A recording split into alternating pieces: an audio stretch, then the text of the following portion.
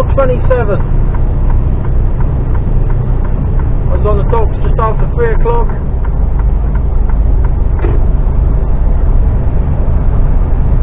So another early start. Ridiculously early start. Oh,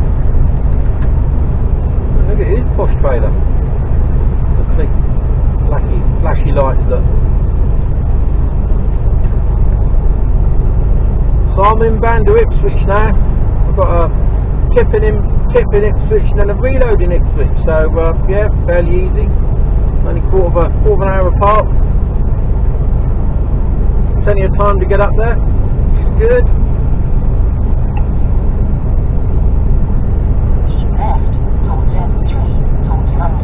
Depending on the traffic. So the plan is, we get to Ipswich now, 2 hours 45. See if I can do it without wetting myself.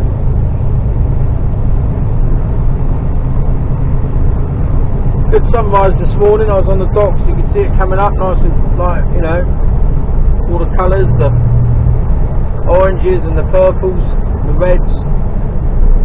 I don't know how much you're going to see as you go around here, that's why I thought I'd put you on.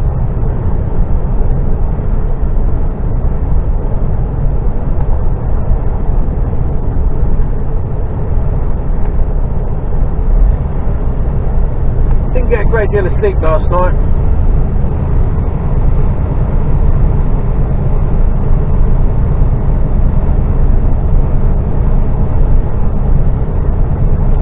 So the plan is to get out to Ipswich. I should be there by about 7:30. And I can then get an hour off. And then still make the 9 o'clock deadline. So spot on.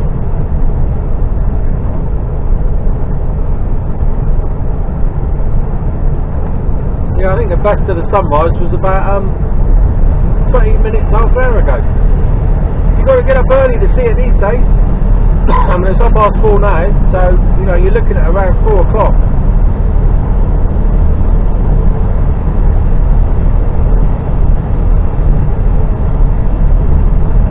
But of course, I guess that depends on whereabouts you are in the UK. It's going to vary a little bit.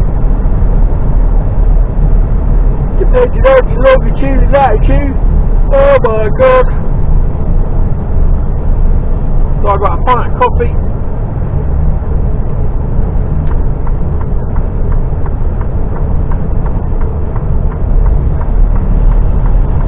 Got a pan au chocolate.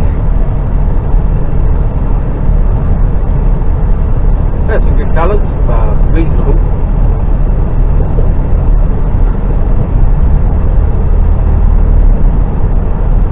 Paralysed to the Dalek factories. Bastards.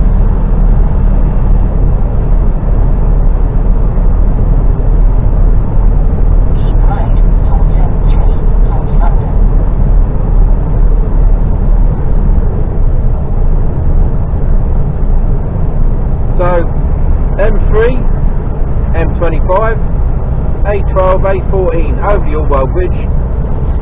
Turn left. Easy.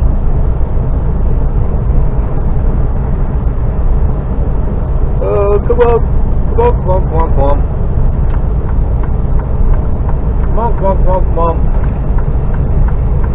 Oh, you wanker.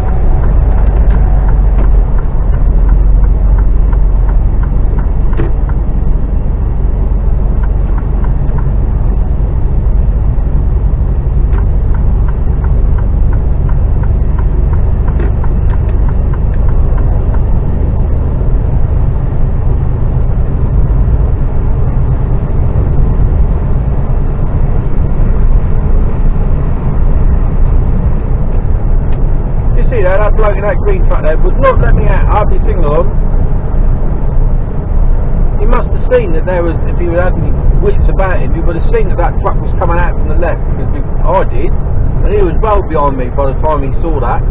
Well, he was well behind me, so he would have seen up my left hand side to see that truck coming out on the slip road, so he was going slow. So luckily the bloke hurtling down my outside after that one with the green box on, realised the situation, backed off and let me out.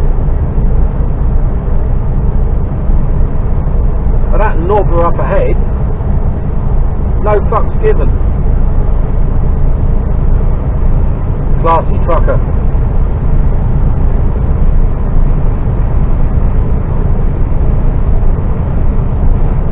He's a container boy. He should be helping us out.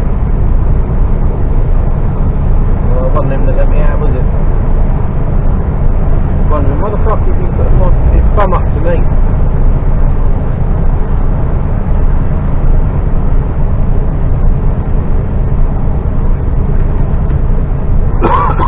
So I started the M3.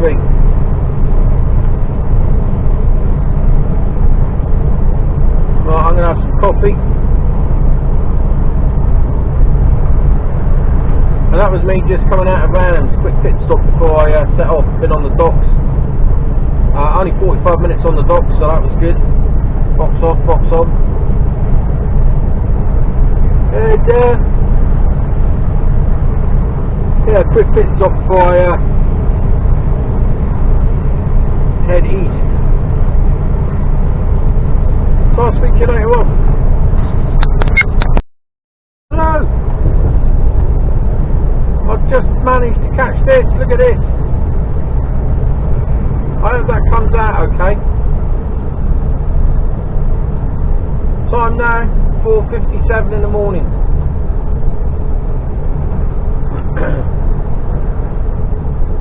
One of the upsides to being a trucker and being up at this time.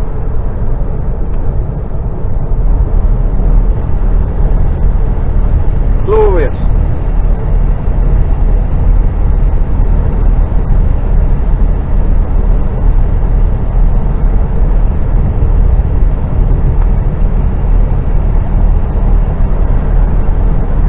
Just lovely, isn't it?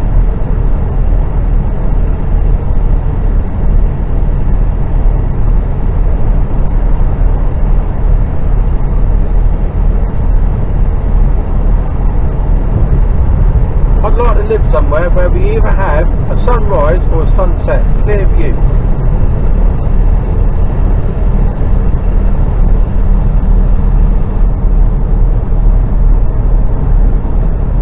Yeah.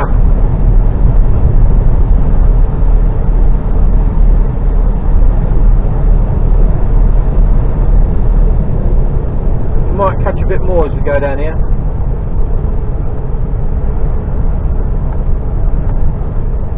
Well, we've been through some fog this morning. 10 degrees.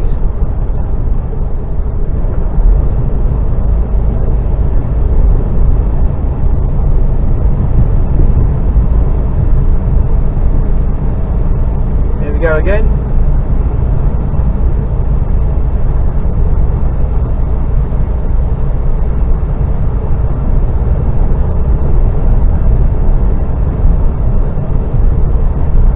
Just lifts the spirit, so it does me anyway, or it does mine.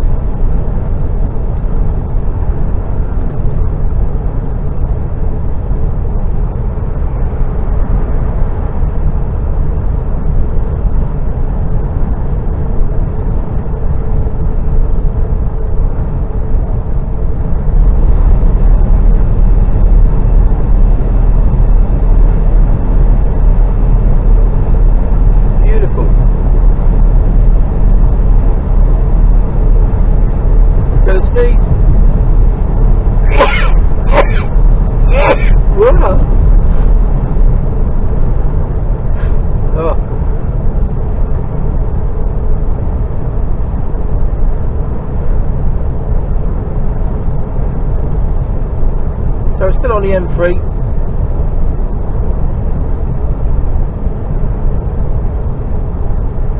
Eastbound. All's quiet, as you'd expect at 5 o'clock in the morning. M25 will probably be a bit busier.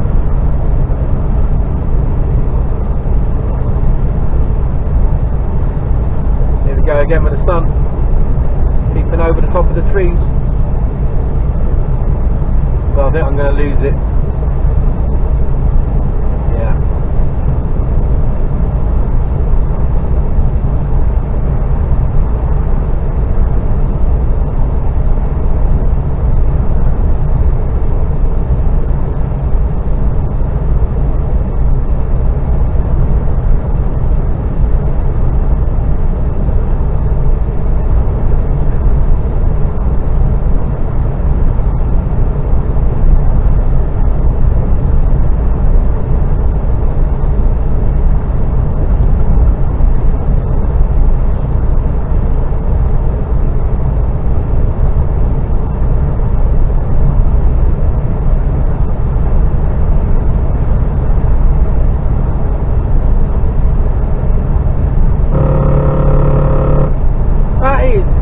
that is a line. You can just see it faintly in the tarmac. So I was nowhere near that bloody white line then. There's like a mark in the tarmac. I don't know if it shows up on the camera, but one to the left and one to the right. Oh, what? Just either side of where the tyre marks are.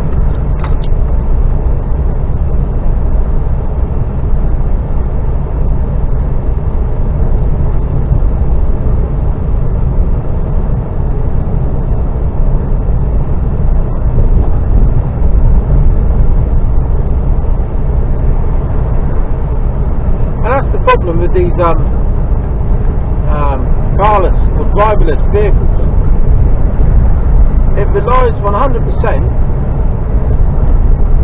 on the white light or the white lines being absolutely perfect and not picking up like mine just did. There, look, nowhere near the white line. Picked up another one because they're the little dots there, but it's picking those up. Now, if that's been a driverless car, what would it have done? Would it have swerved me over to the right or to the left? Because it thought it was deviating off. What would it have done?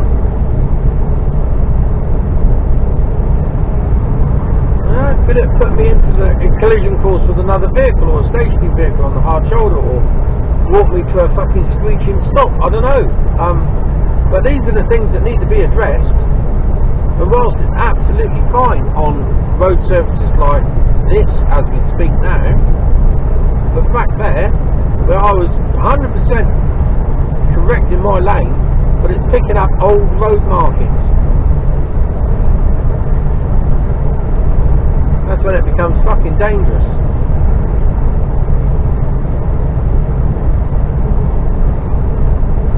You know, I'm all for driverless vehicles, especially trucks.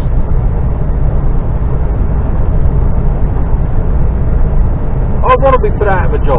Fucking working these hours. I don't want anyone to be doing this.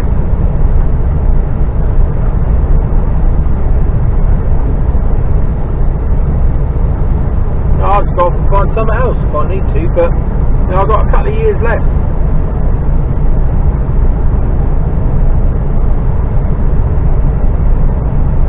And that won't change. Nothing will change in that time. So, I'm perfectly safe.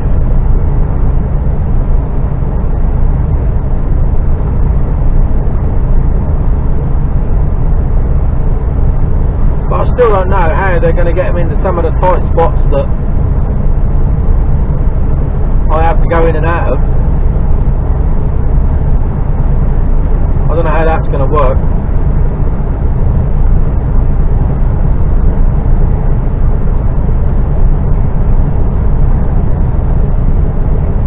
They haven't thought that far ahead, I don't think.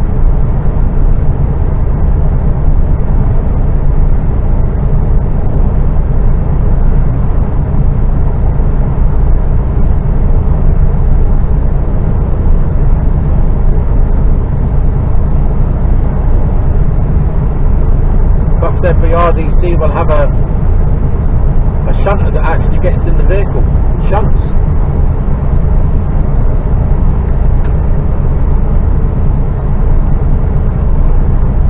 I don't know.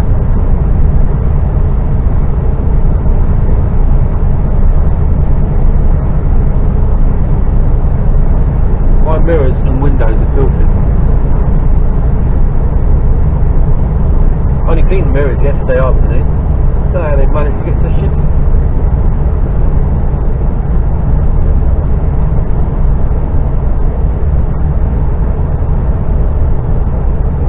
Oh, can you get a bit of sunrise here?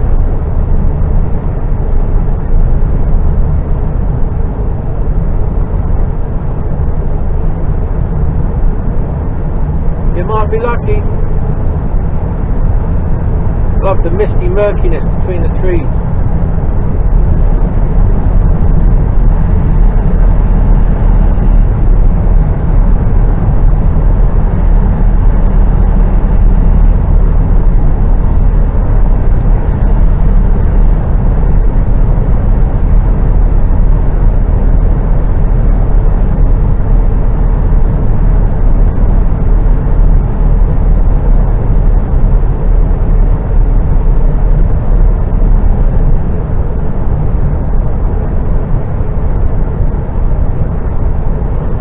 downtime that we did have at the weekend, me and the gorgeous Kira, we started looking at French properties again. Oh dear, there's some absolutely beautiful places, and places that we could get to and be mortgage free.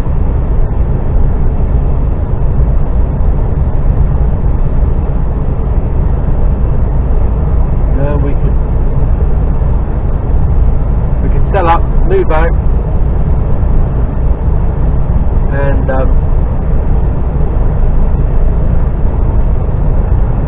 here's the sun, beautiful. Yeah, we could move out there.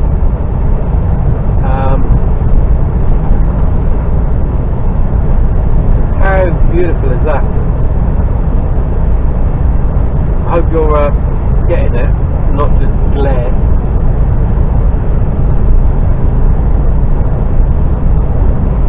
Yeah, so we could move out there, sell up, be mortgage free, debt free.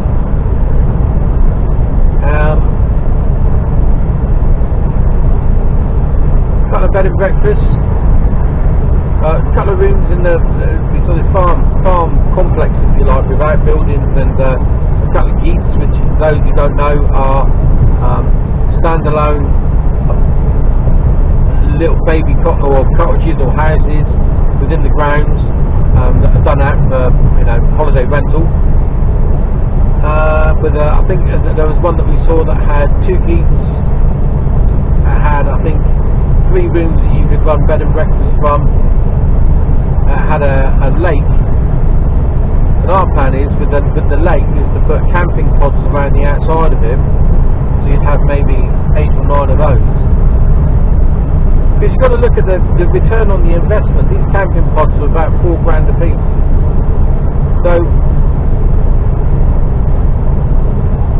by the time we've got, and they're not classed as permanent structures, so they, so planning is a lot easier for them. And that's it right now.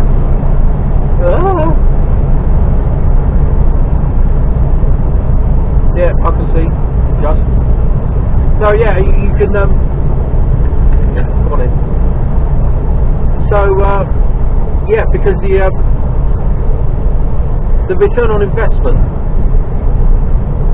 if we added get 10 of those, another 40 grand onto the price of the house, spent another 40 grand on the house, we've got a bigger house, you may get another 1 bedroom, 2 bedrooms. Well, that's only 2 rental opportunities there. Whereas you have 10 camping pods, there's more rental opportunities. So it's the return on the investment you've got to look at. I've stayed in this country. I've stayed in the shepherd's hut in winter. A little log burner in there, absolutely spot on, roasty toasty. You're only eating a small area, and it's lovely and cosy, and and for those that want to do a getaway, and we had a nice view, and it was just peaceful. We just laid in bed, read, drank tea, and ate cake, and it was just bliss for those that lead busy, stressful, long-houred working lives. To be able to come away and do absolutely bugger all was just heavenly, and that's what we'd like to create for those that just want to get away for a few days, week, weekend, whatever they want. Come away, and there's the opportunity that we will cook for them. Don't have a problem with food, quite happy to cook, and sunlight, give it to me. And but the rest of the time it's all based on total relaxation. We want to do foodie weekends as well. I love cooking, absolutely love it. I want to start doing them now, actually. That's my plan over the next couple of days, is to start putting together some menus and trying them out at home for friends and family. See how we go.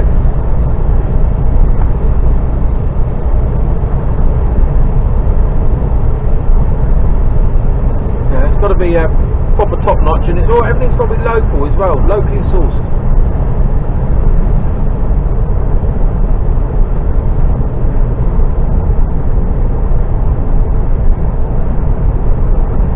So yeah, that's the plan.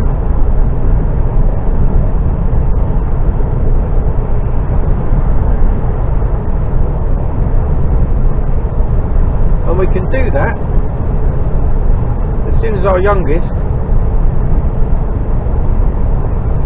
decides what he wants to do. Now, I don't think we both decided, well, we haven't decided, we both are of an inkling that he's not going to go to university straight away, which is absolutely fine.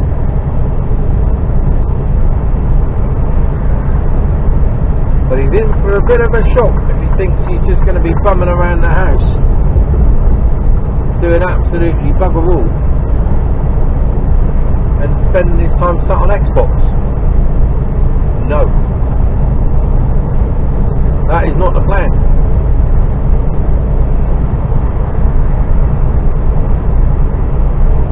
That is not the plan at all.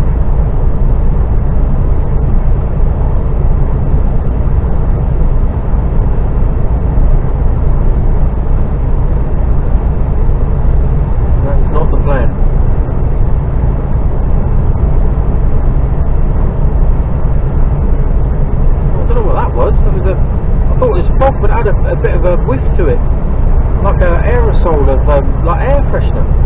Bizarrely, that's strange.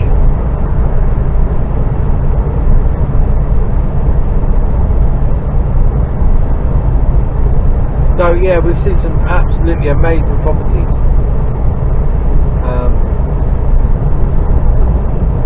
Some of them require work. They're walk-in condition.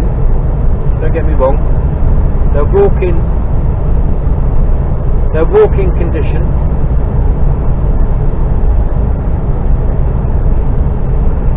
Livable. Need to be decorated, and the odd bathroom might need changing, or and the kitchen might need redoing. Which is no great shakes. It's all in the budget.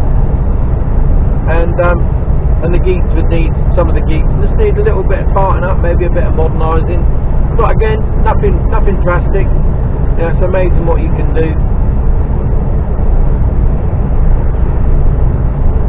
to make them look rather luxurious for very little money. We know enough to be able to do that. So yeah, it's all doable.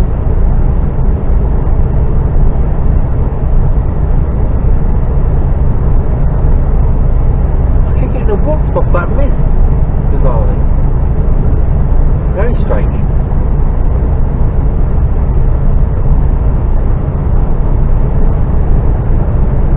It's almost like a vapour.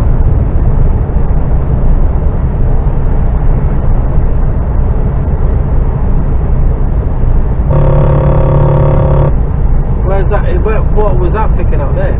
That's some dinky little forks. That's cool.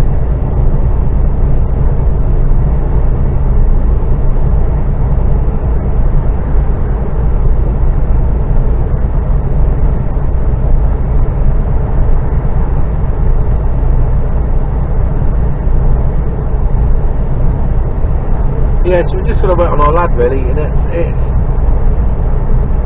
I keep saying about it, but I just find it such a shame that he doesn't know what he wants to do.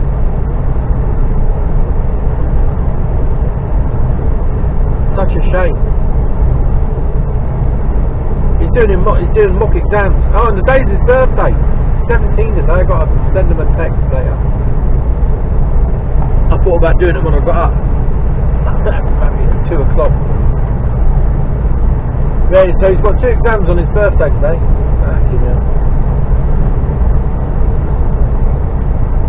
I don't know how much you can see, probably bugger all now.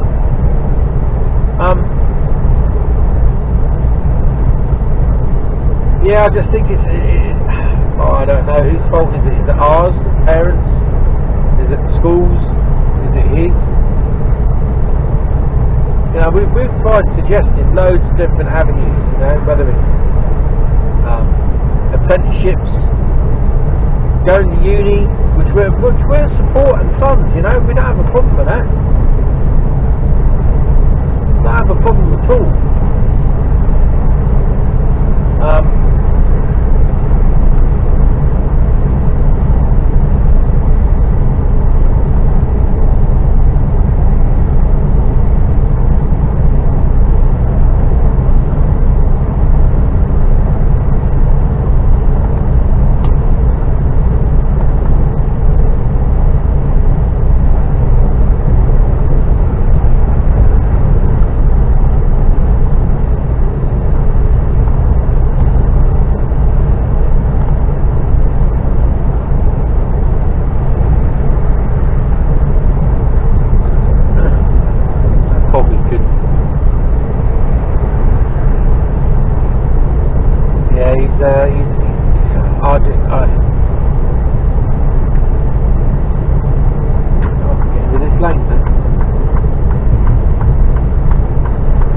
See those gantry signs, can you?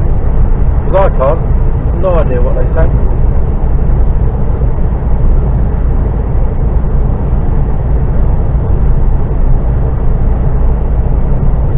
Yeah, we've suggested apprenticeships,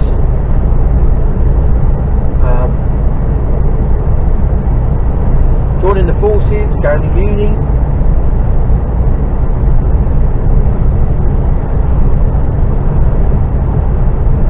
You know, he's really sporty, he's a real team player.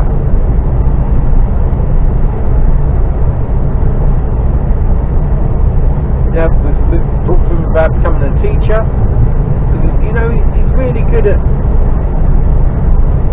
with young kids, teaching them stuff, like, you know, like football and sport and organising it. He's absolutely spot on. But that doesn't seem to, and that's the route that we thought he was eventually going to take, was to become a PE teacher. No. Says he doesn't want to be doing the same thing every day. Become a truck driver. Fucking never in the same place. No, he don't want to be fucking doing this, I'll tell you. I keep telling him, if you don't fucking pull your finger out, you will end up being a fucking driver. Because that's all you're fit to do. You don't want to end up like me, do you? No. Well, there you go then.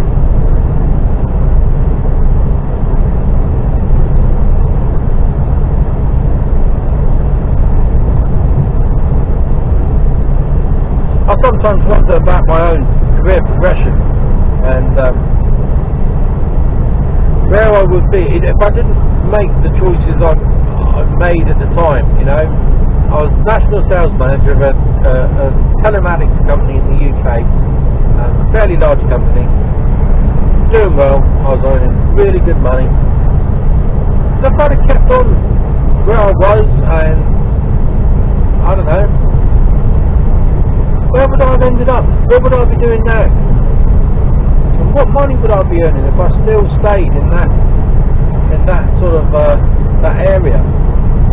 Would I be now sales director for a company earning 100 grand plus? I don't know. Maybe more. I don't know. Who knows?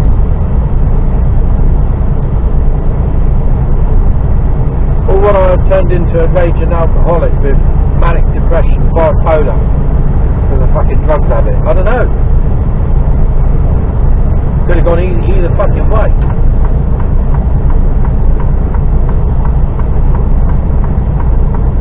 So I've no regrets over the things that I've done.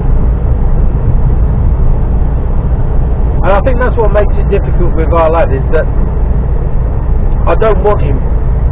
And yes, I made mistakes, and I could have done things differently.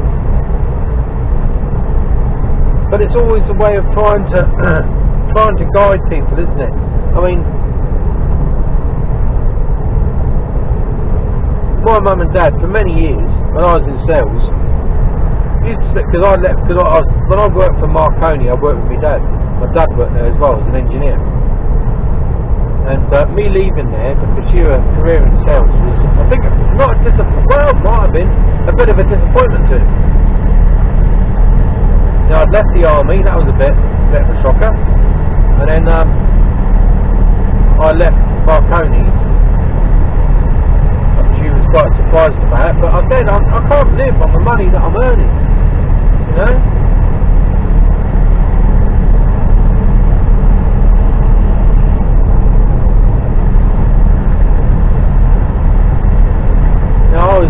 My mortgage payment was taking up 3/4 of my monthly salary, and that didn't cover bills or food or travelling or fucking anything else. Oh, it's horrendous. But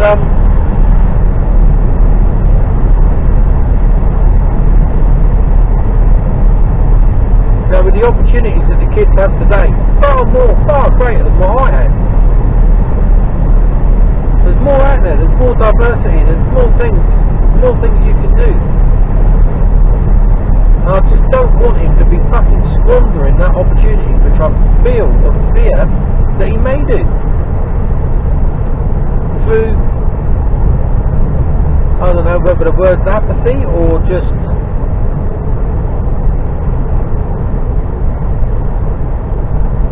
lack of drive, lack of ambition. I don't know. I don't know. And I know it bothers him, and I think it frustrates him that he doesn't know. But when you suggest things to him and he just turns around and blankly goes no, well, your sympathy wanes a tad. You know, have you looked at, and you say, have you looked at this? No. Why not? Don't know. Well, you need to start looking. I said to him, go on to the Army, Navy and the RAF websites and then look at the careers that are opportunities that are available to you. See if there's anything in there that you like. Has he done it? No, no. Look at apprenticeships. Look what apprenticeships are available. Has he done it? No. There's that old saying, you can take a horse to water.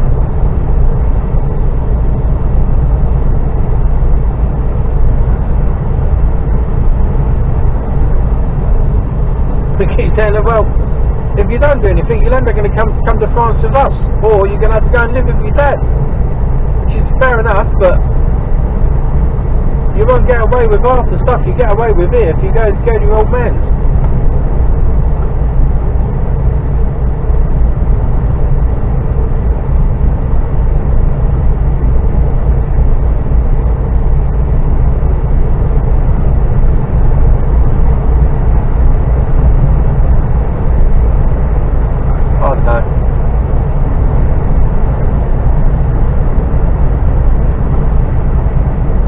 I should really put the sunglasses on, shouldn't I? That would be a wise decision.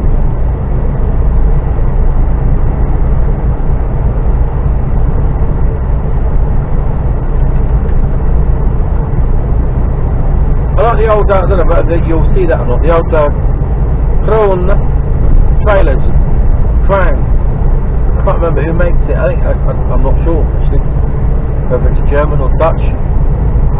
But in the lights, the new ones, the new LED lights, is in the shape of a crown. Very cool.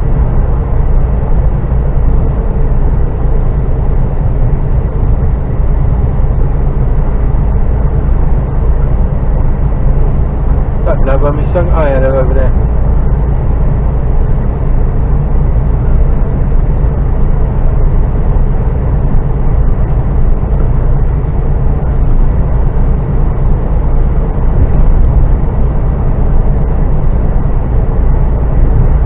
Been overtaken by a Marmite truck.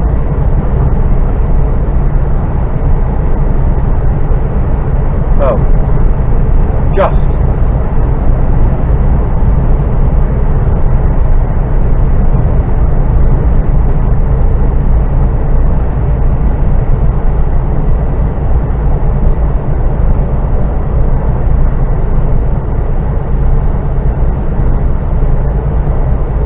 Mist in the fields looks good.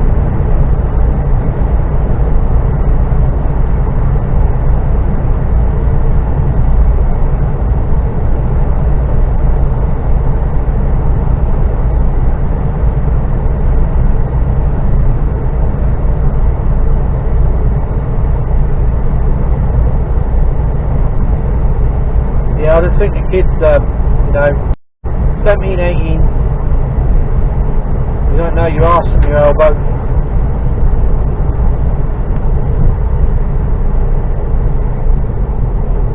So I'm, what am I this year? Am I 53 or 54? I don't know. Something like that. I was born in 67. So work it out. And, when I left school in 83, we all had, you know, me and my mates, we all had definitive career paths. There was maybe one or two that didn't really know. There was no sixth form at my school. There was no even mention of going to university. Just didn't happen, you know. For those that remember the CSEs, Certificate of Secondary Education, it wasn't even a fucking GCSE. It was a CSE. So I've got a few of them. They ain't worth the fucking paper they're written on.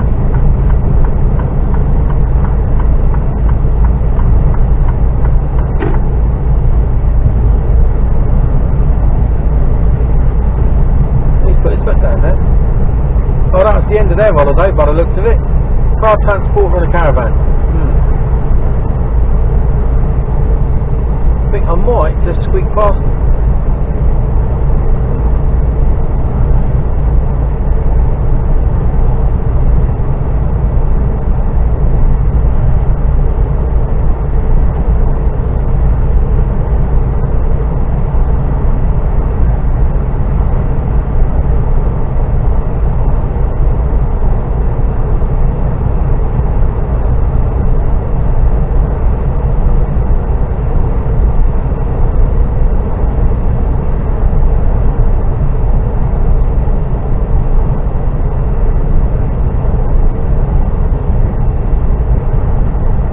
Yeah, a lot of kids today, they all think they're going to be like influencers or fucking...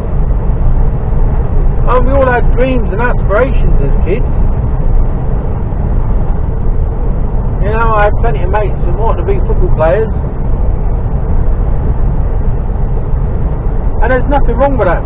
Absolutely nothing wrong with that at all. Because some of them go on to become football players, don't they? You know, I've got mates that play for local teams and that, but, you know, they would have been picked up if they were good enough. Play top flight, so, you know, it's a rarity, isn't it?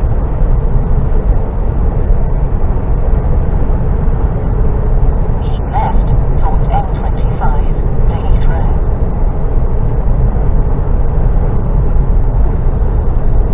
So you got to... I just frustrates the hell out of me.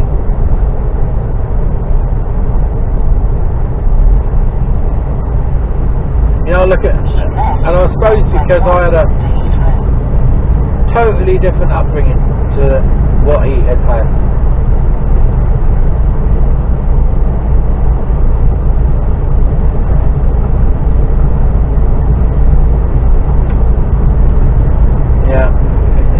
Just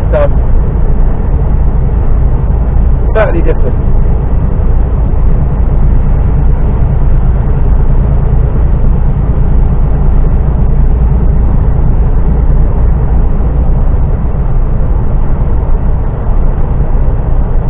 You know, I had second-hand fucking football boots,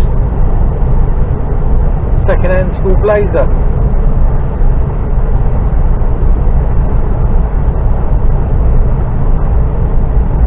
Bother me that much. Never used to bother me at all, to be honest with you. You know, there it was. But there was always food on the table.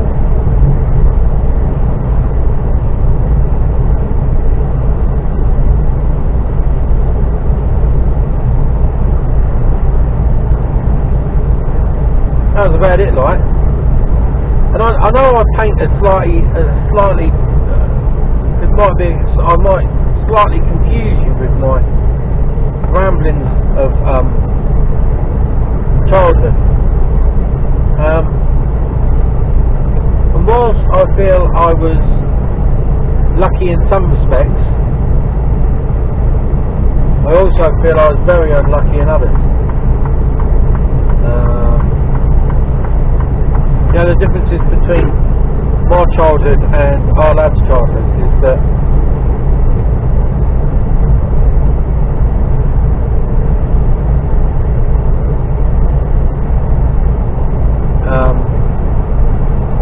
I don't know if I want to go into this now because it'll go on for fucking ages. There are some serious differences between our childhoods, and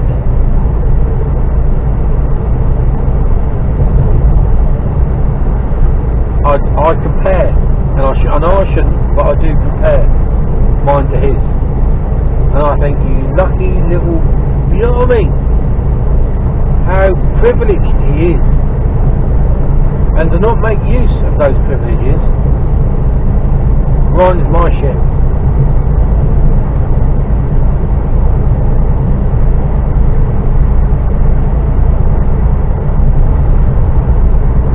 He's told on a daily basis that he's loved. What the kids are, like all of them, we're all told.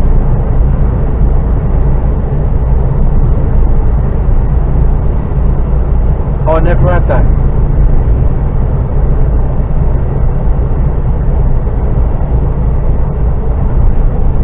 I never remember being hugged or cuddled or anything like that, you know, affection.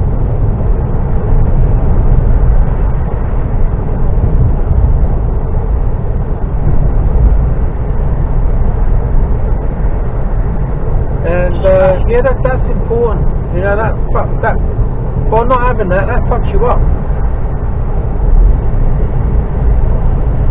That does fuck you right up.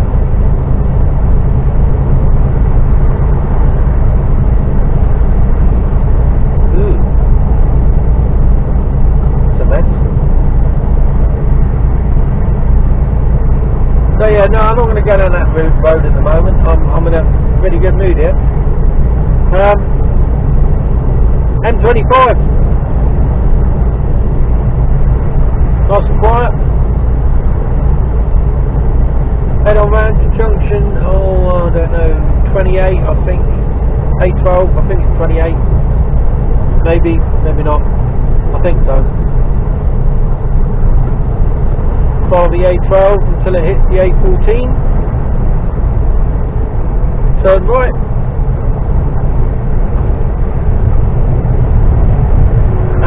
Head towards Felixstowe.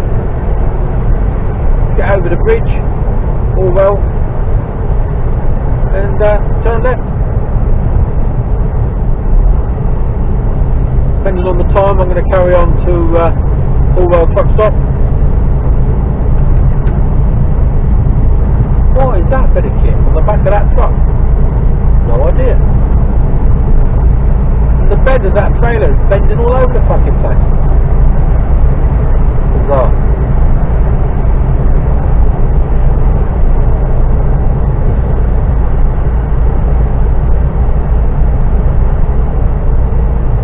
Anyway, my mind's gone a bit skittery there, so I've gone from fucking France to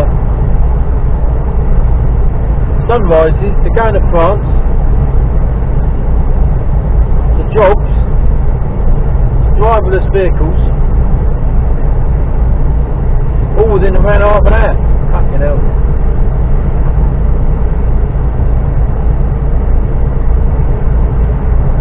To parental relationship issues. I tell you, you get it all listening to me.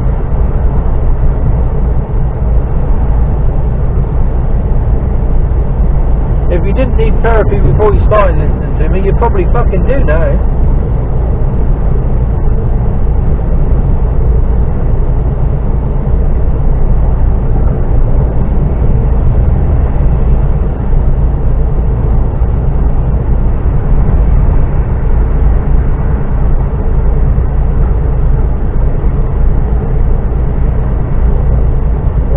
Cross.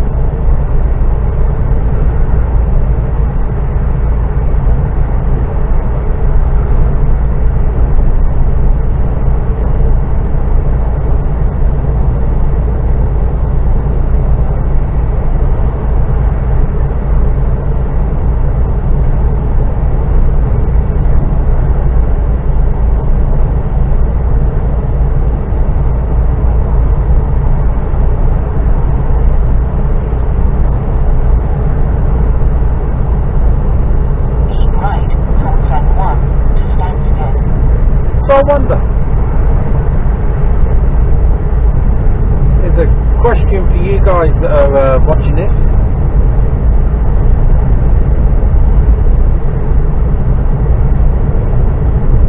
Well,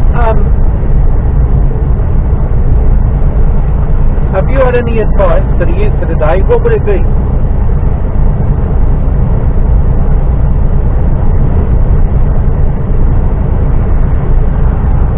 Yeah, that's a good question.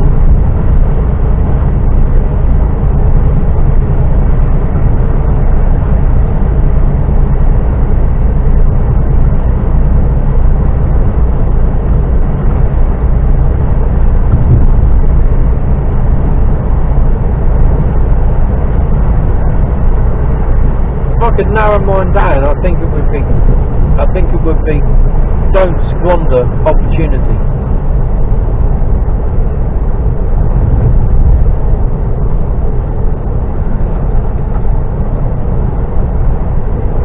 I think that for me sort of sums it up in a few words. Like I said, I'd have had the opportunity to go to uni. Easy. I never had that choice. Wasn't even discussed or mentioned. Not an option. And today it's almost like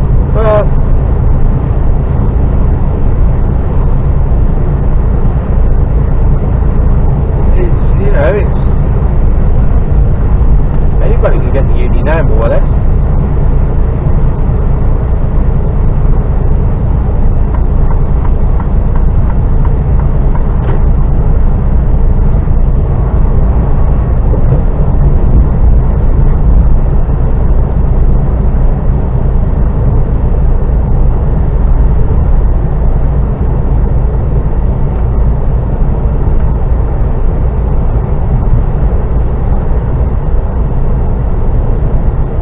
Going down well.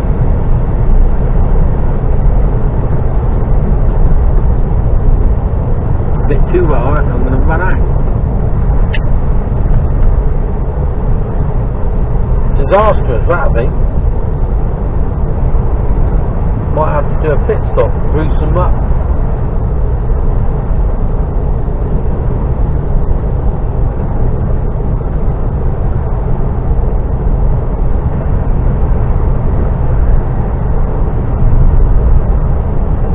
I think I've broached on this subject before, but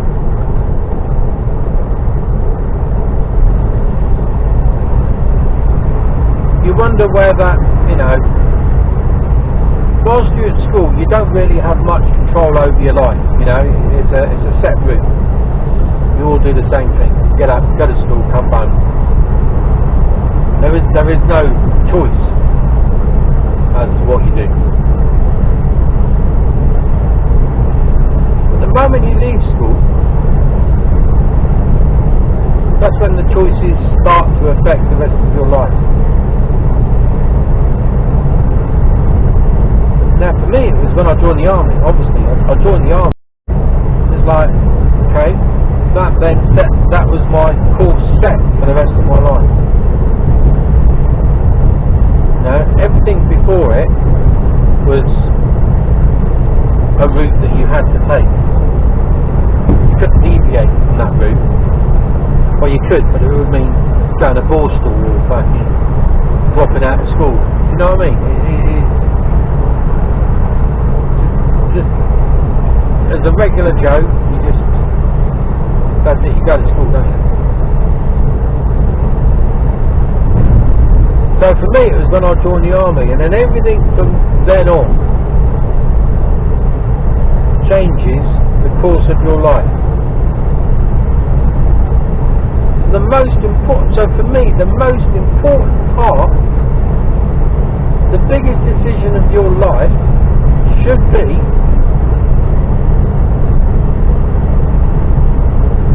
what you do when you leave school. Because that's the bit that sets you on your journey. I'm not wrong in this, am I?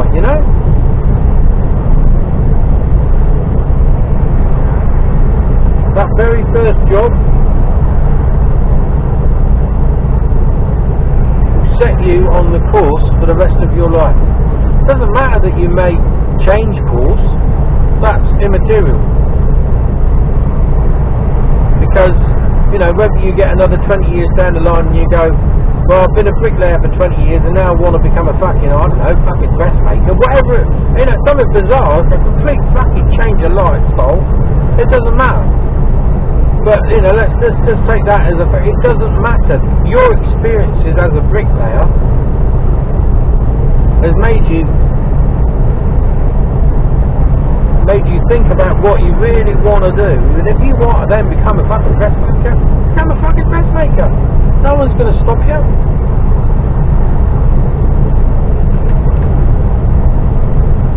I've changed career fucking more times than I've fucking changed my socks. You know that. You know, I've laid my soul bare. Always willing to try something new though. And then something come along and I thought, actually I really like the idea of that. I'd give it a go.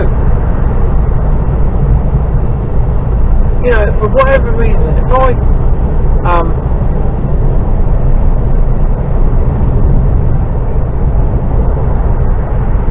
couldn't do what I'm doing today, I would seriously think about scrap metal recycling.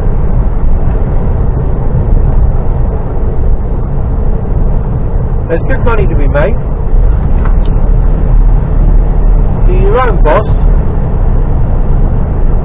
It doesn't take a lot to set up.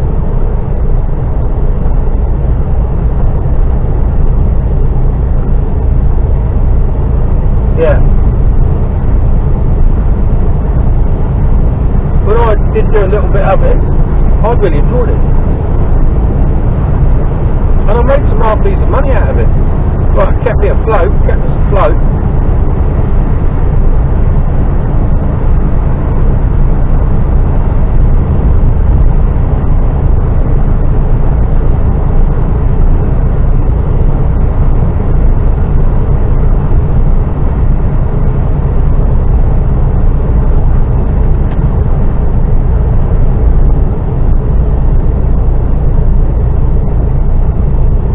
Tipper driver saying thank you.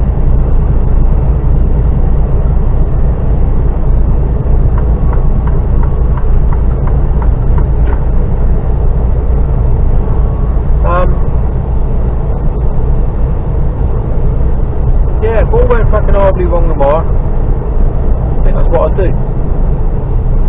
I'll get the biggest van I could, because that's also in the plan, is to get a big van for when we go to France.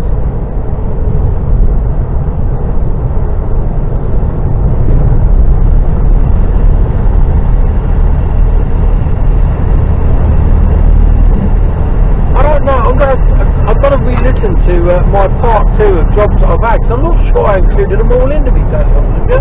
I think I might have left a few bits out. I don't know what I was thinking about. It's because it's recent. I can't fucking remember recent. But just come back to me then, and I thought, I don't know whether I added those in or not, whether I mentioned them. But I used to dabble in antiques. I did a bit with a couple of antique dealers. I used to list stuff for them on eBay.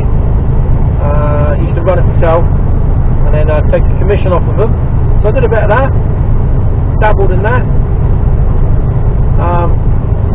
I had a 500 square foot industrial unit once, full of all sorts of shit. Books, tweed, clothing, vintage clothing. That's what I dabbled in really, it was vintage clothing. Sold some right weird stuff.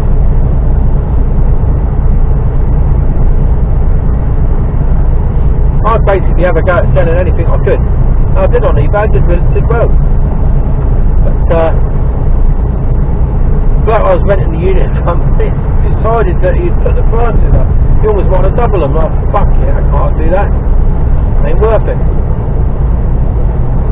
And it was, yeah, no, it was, I decided it was just, wasn't worth the hassle. And that's how I ended up going into bus driving. Fucking hell.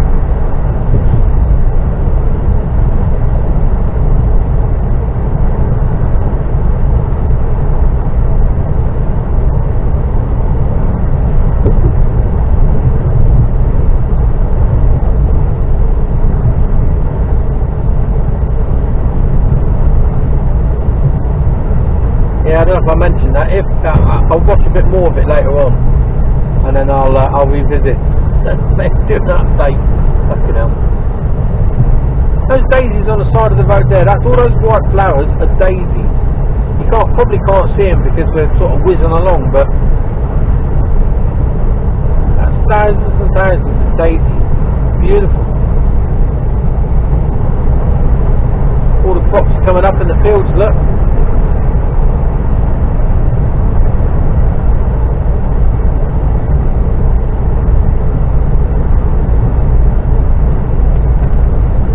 Anyway, I think you've probably been on, or probably switched off by now. So I've bored you to death by rambling. So I'll put you on a bit when we go get onto the A12 a bit.